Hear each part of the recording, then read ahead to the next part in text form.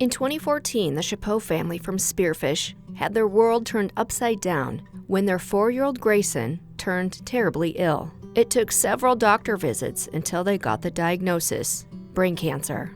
And at that time, our journey began with us feeling like our lives were spiraling out of control. You know, you insert a normal life into a blender and you push a button and bam, your life is no longer as it once was. And it was very difficult, to say the least, to walk that journey with, at the time we had 4 children. Our world was just crumbling before us. And Grayson was doing radiation and chemo, and in the midst of all of that, how do you find joy? How do you find something that can pull you together? Because the word cancer is one of the words that pulls people apart. It breaks apart families left and right. And in that, it's really difficult to find a purpose. The Chapeau family found a way to garner joy out of darkness. So fast forward to October of 2015, my kindergarten teacher, we met with her and some friends, and they gave us a bag of Pop Tabs at the end of our meeting. And she said, would you be willing to take this bag of Pop Tabs to the Ronald McDonald House in Minneapolis? Because that's at the time where we were going for our doctor appointments and things like that. And of course, we didn't even bat an eye. We just, yeah, of course, we'll take that. Grayson at the time was 5 years old, so he was so inquisitive and very interested as to what the Pop Tabs were all about.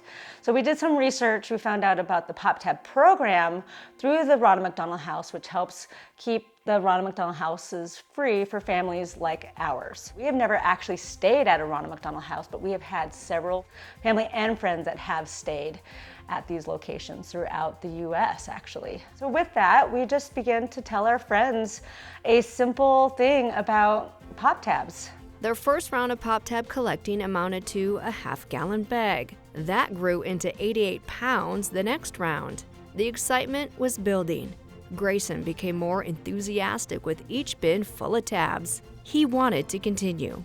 He kept setting higher goals: 100 pounds, then 400 pounds and beyond. He was setting goals and smashing them. The family set a Pop Tab challenge to the local area, and the frenzy grew. They continued the efforts on a yearly basis, with the goals growing each year. The next delivery was 867 pounds of Pop Tabs.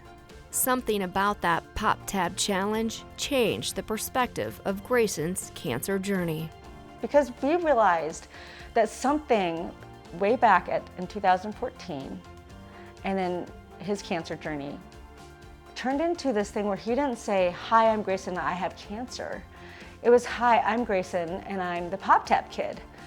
And that is not a negative, that's a positive. And so to be able to reinforce the positive side of his journey made him see the good instead of always focusing on the negative. And cancer is extremely difficult for kids, especially, I mean, for anybody, but for kids to go through that, they don't understand and how hard their journey is until they start to see that their friends aren't going through it. So to be able to have something that they can focus on and spread the word about, he loves that.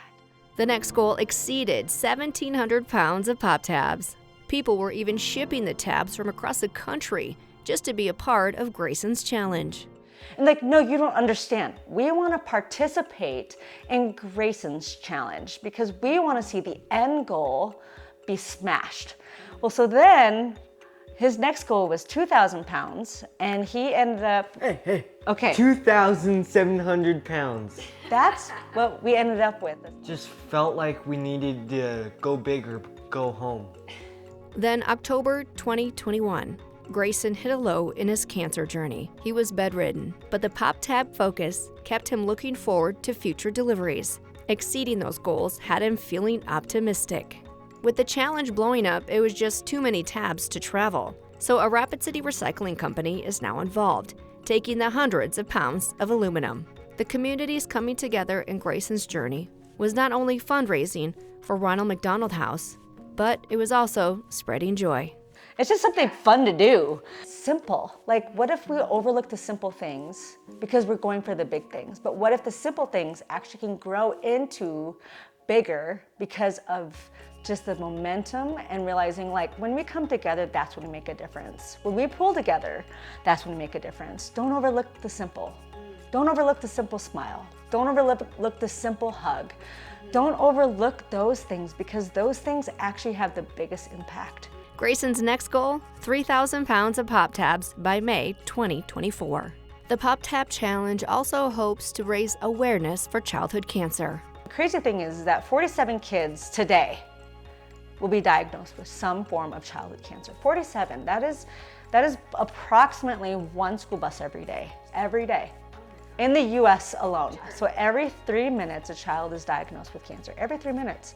As far as Grayson's cancer, his non-removable tumor is located in the middle of his brain. He's in continual monitoring with trips to Denver for observation and treatment. Grayson, now a teenager, gives some advice for those who may be in his footsteps. If you guys know anybody who has cancer, know that they need your help fighting their cancer. Stick with them. Just help them get through all the pain and all the pressure. Hug feels the love tank for 24 hours. Chelsey notes that the family's faith has always played a big part in this situation, especially in those first days. I'm sitting on the edge of the bed next to Grayson, and my 6-year-old twin daughter, Saray, walks up and she says, "Mommy, are you afraid that Grayson is going to die?" And in that moment, I remember it was like my spirit just said, "You need to go now." So that really taught me how to trust. Not just trust Grayson, not just watch Grayson, but trust God's leading. Because that was huge, because ultimately we've learned that no matter how many doctors we have involved, it is not their job to sustain Grayson. It is their job to team with us, to figure out the cause, to figure out the underlying issue. But ultimately, it's God's job to sustain Grayson. I am just mom, I am not sustainer. But God will give us wisdom when we ask. And that is the number one question that I ask every day. God, give me wisdom to know when I need to be in go mode or when I need to just relax and let him live his life.